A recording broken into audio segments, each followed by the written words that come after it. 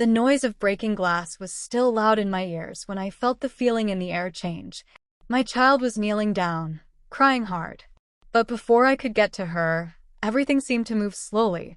A sharp voice cut through the mess, saying she had done something wrong that she hadn't. Then, without any warning, a hand moved fast through the air and hit her face with a force that made the whole room quiet. The sound of the hit was strong and mean, leaving a red mark that showed up on her soft skin. My heart beat fast as she gasped, looking up at me with eyes full of tears. And at that moment, I knew this wasn't just about making her feel bad. This had been set up. And the real story was about to come out. Hello, my name is Sarah Williams, and I'm around 35 years old. My weekends often start calmly, with the smell of fresh coffee filling the air and the sound of my 9-year-old child, Lily, gently singing while she sketches in the living room. But today, mine was marred by having to attend a gathering I wished I could avoid, my sister Beth's baby celebration. I hadn't been back to a family event in some time, not since my separation a few years back. It was during that tough time that my mom, Martha, had clearly supported my ex-partner. Her sharp comments still bothered me. Sarah isn't fit to look after her kid. Those words had felt like a knife, and the thought of facing her again at the party left me feeling anxious. Lily, with her sparkling eyes and a bouncing braid, came bouncing into the kitchen holding a little present box she'd wrapped herself. "Do you think Aunt Beth's baby will like this?" she asked, showing me the cute baby toys shaped like bears that she chose. "That's perfect, honey," I said, managing a smile. Deep down, I knew Lily's sweet nature deserved better than the unfriendly stares she'd probably get from my mom.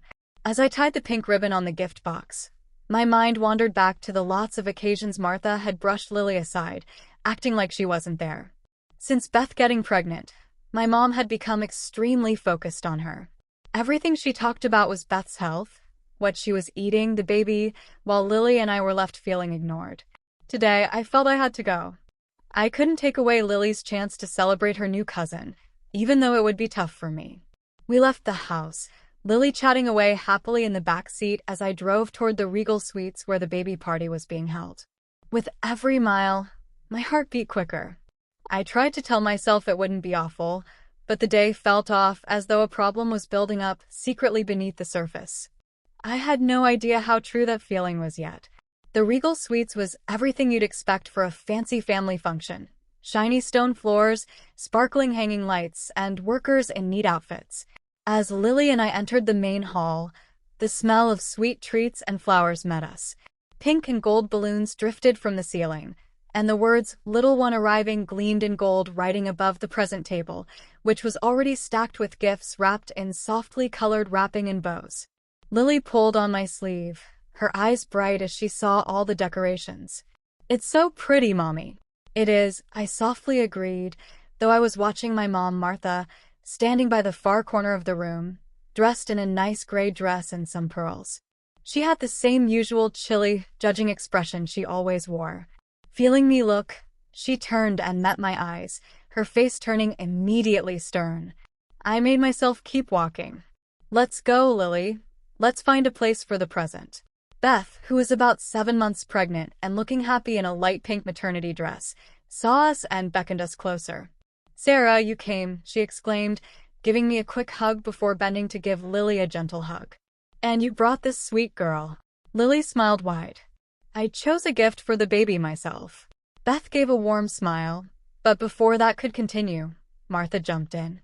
"Don't get too close to Beth," she said meanly, her eyes looking narrowly at Lily as if just having my child there was wrong. I held back, trying to avoid a fuss. "Lily, maybe we should put the present on the table?" As Lily gently put the pink box on the stack of presents, I saw Martha quietly saying something to one of the workers. Her fingers were shaking a bit, and the worker nodded and walked away into the hallway. A bad feeling came over me. What was she planning? People arrived one after another. Beth's friends, family, and members of the church my mom had been part of for ages. Martha moved between them, smiling proudly as she showed off Beth to everyone like she was important. Meanwhile, Lily and I sat at a little table towards the back, where we could watch quietly without being noticed. Right as Lily took a drink of her lemonade, Martha's voice sliced across the room. "Lily, stop just sitting there. You're blocking people." My daughter's smile faded, and she quickly put her drink down. I reached over and held her hand. "You're not in the way of anyone, darling. Just don't listen to her." Lily nodded, but I could see the sadness in her look. Even though I always tried to protect her, Martha's words always seemed to hurt. As I looked around the room, I noticed another worker quietly talking to Martha. My mom gave a small nod and looked at her phone, her fingers tapping fast on the screen. The feeling around her was tense, as though she were setting something up quietly behind the scenes. Whatever it was, I knew it wouldn't end well. As the baby party went on, people mixed around the room, laughing and talking. The servers walked around with small bites, and the sound of glasses mixed with quiet music playing in the background. But I kept watching Martha, who was moving between the workers and sometimes looking at Lily. The uncomfortable feeling in my chest got worse. Lily, not knowing I was worried, played with the end of her hair and smiled at me. "Mommy, can I get Aunt Beth some lemonade? She looks thirsty." Her kind thought made me feel good. "Sure, honey. Just be careful, all right?" Lily got off her seat and went over to where the drinks were, carefully pouring a drink with both hands. She took careful steps towards Beth. You could see she was concentrating as she kept the glass steady so she wouldn't spill it. Then something happened. From the other side of the room, I saw a worker quietly stepped behind Lily, stretching his foot out just a little. Lily's little foot got caught with his, and before she could get her balance back, she tripped. The drink fell from her hands, breaking on the floor as lemonade splattered across the clean white floor. Ice scattered around her feet, and she dropped to her knees, catching her breath softly. "Look out," someone shouted, but it couldn't be stopped. I jumped up from my seat, but before I got to her, Martha's voice rang out through the hall. "What did you think you were doing?" she screamed, her eyes wide with anger. "Did you put anything in that drink?" Lily's eyes, full of tears, got wide in surprise. "No, I didn't." The hard slap happened so fast, a loud, sharp sound that made everyone quiet. Martha's hand hit Lily's cheek, leaving a red spot that showed up right away against her soft skin. Lily stumbled back, holding her face, tears running down her face. "Mommy, no," I yelled, running over and pulling Lily into my arms. Her little body shook against me, her crying shaking her shoulders. "I didn't do anything, Mommy," she whispered. Her voice was very quiet. "I promise." "I know, darling, I know." I gently cleaned her tears, mine starting to well up. "You're safe now." People mumbled among themselves, some getting out their phones to film it. Church friends and distant family whispered with hands over their mouths, their looks that made me feel like I was being judged, cutting into me like knives. Beth, sitting on the couch with her hands on her belly, looked shocked. Her husband, Mark, immediately got down next to her, giving her some water. But I kept looking at Martha, who stood there breathing heavily and her hands still up as if ready to hit again. "Don't you ever touch my child again," I said, shaking with anger.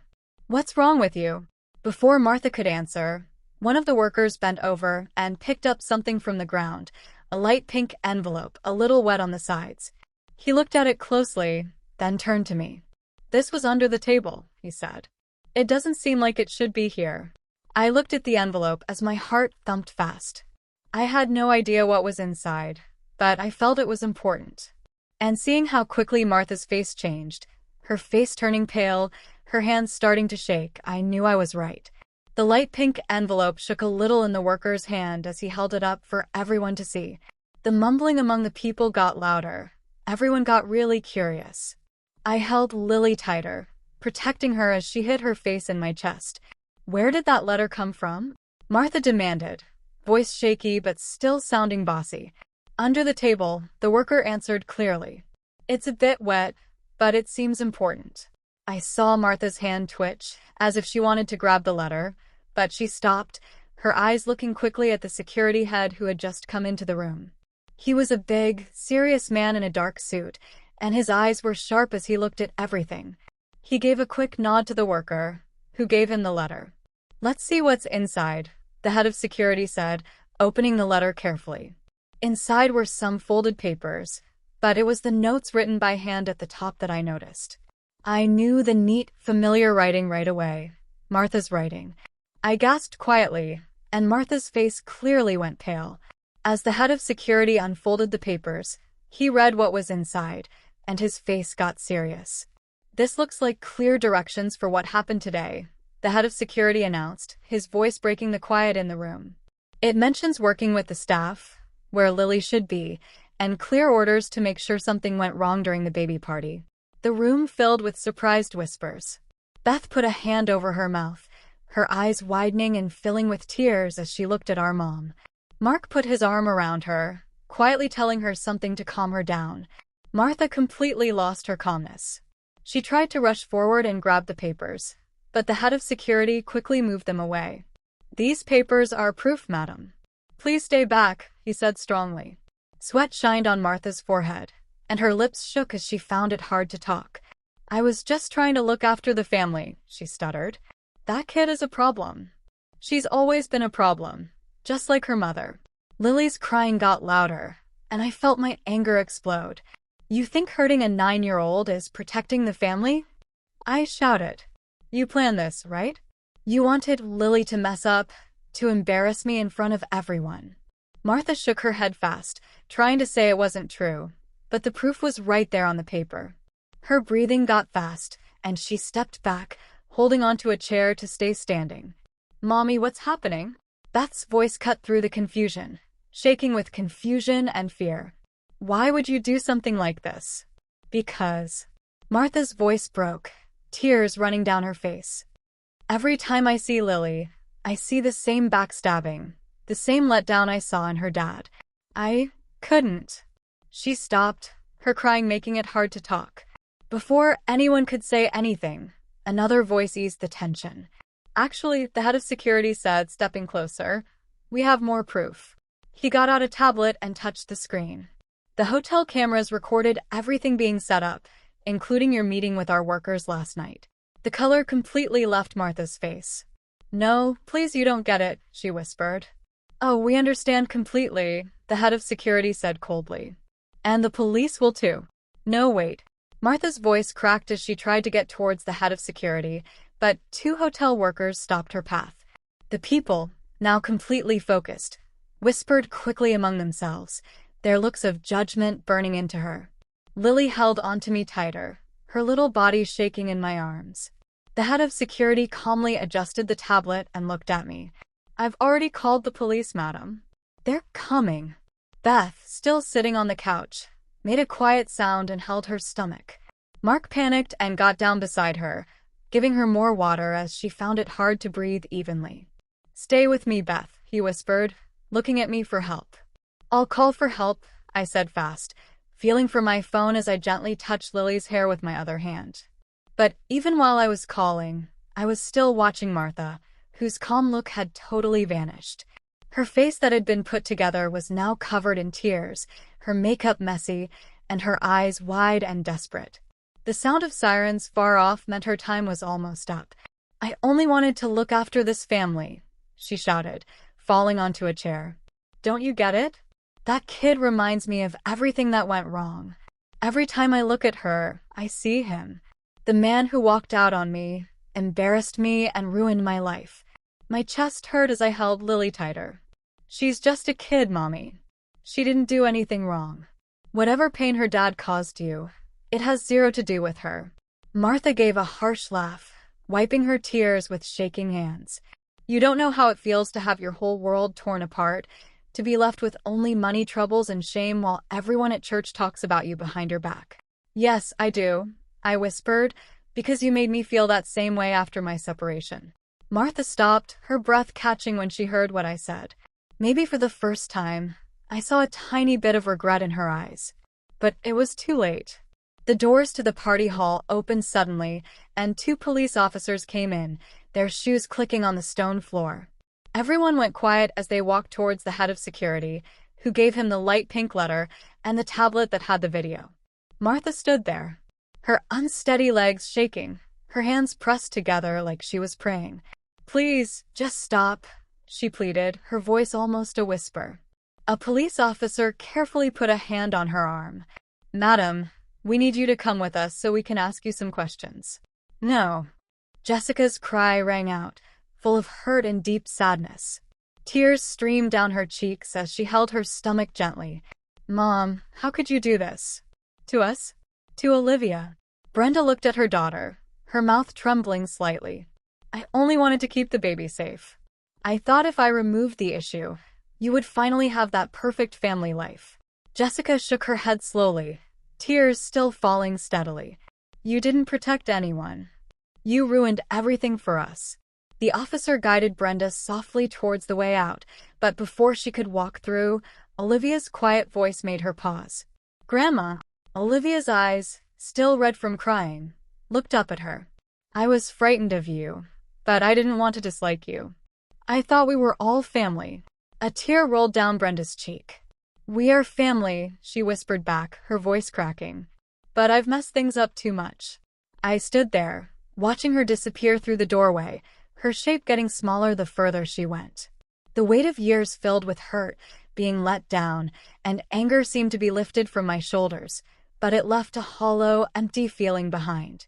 Jessica let out a soft sigh as the medical helpers arrived and began checking how she was doing. Mom, I just can't believe any of this, she whispered. Mark held her hand firmly, his eyes glancing over at me. She needs to keep herself calm, he said quietly. I nodded, stroking Olivia's hair again. I know. Everything is going to be okay now. The person in charge of security came over to us with a kind look on his face. We will provide the police with all the information they need. If you or your loved ones require anything else at all, please just tell us. Thank you, I replied, my voice steady on the outside, even though my feelings were swirling like a strong wind inside me. As the officers walked Brenda out of the building, I understood that the time ahead would be long and difficult. But for Olivia's sake, for Jessica's sake, and for my own sake, I had to believe that this was the start of things getting better. The afternoon sunlight streamed warmly through the windows of my comfortable house in Willow Creek, spreading a gentle golden light across the main living area. The smell of a freshly baked fruit pie drifted through the air as Olivia laughed, playing on the floor with her tiny cousin Lily. Look, Lily, Olivia said, holding up a fuzzy toy rabbit for the baby. Lily squealed happily, her little hands reaching for the toy. The sound of their happy voices filled the rooms, pushing away any lasting dark thoughts from the past. Jessica sat beside me on the sofa, her face looking calm as she watched her daughter playing. Olivia is just wonderful with Lily, she said softly. She's such a kind, sweet girl. She has grown so much, I answered, my heart feeling full of pride as I watched my child gently hold the baby. The red mark from that terrible day had faded completely long ago, and so had her bad dreams. Attending therapy every week had helped Olivia get her confidence back and feel steady emotionally, and the change in her was truly amazing. How are you feeling? Jessica asked, her eyes looking warm and understanding. I smiled. Much better than I have felt in years. It's taken some time, but I believe we have finally found our peace. Jessica nodded, her eyes looking a bit watery. Mom still doesn't want to see us, does she? I sighed and placed my coffee cup down on the small table. No, she is still living at the care home, and the nurses tell me she spends most of her days writing in her personal book. They say she is still holding on to her anger. Jessica looked down, tracing a finger along the edge of her cup. I just wish things could have ended up differently. I wish that too, I agreed. But we cannot control the choices she makes. We have tried everything we could to get in touch, and now it is her burden to carry. Olivia's happy sounds broke the quiet moment, and I turned back to see her lifting Lily into her arms. Look, Mom. Lily loves it when I do this, she said, turning gently in a circle while the baby made happy cooing sounds. I smiled. You are going to be the absolute best godmother ever, Olivia. Her eyes lit up brightly, and she carefully set Lily down before running to me for a hug. Really, Mom? Absolutely, Jessica added. There is no one better suited for that role. You are pure of heart, kind, and strong. Everything that Lily will need. Olivia's eyes started to fill with liquid, but this time, they were happy tears. Thank you both, she whispered, hugging both me and Jessica tightly.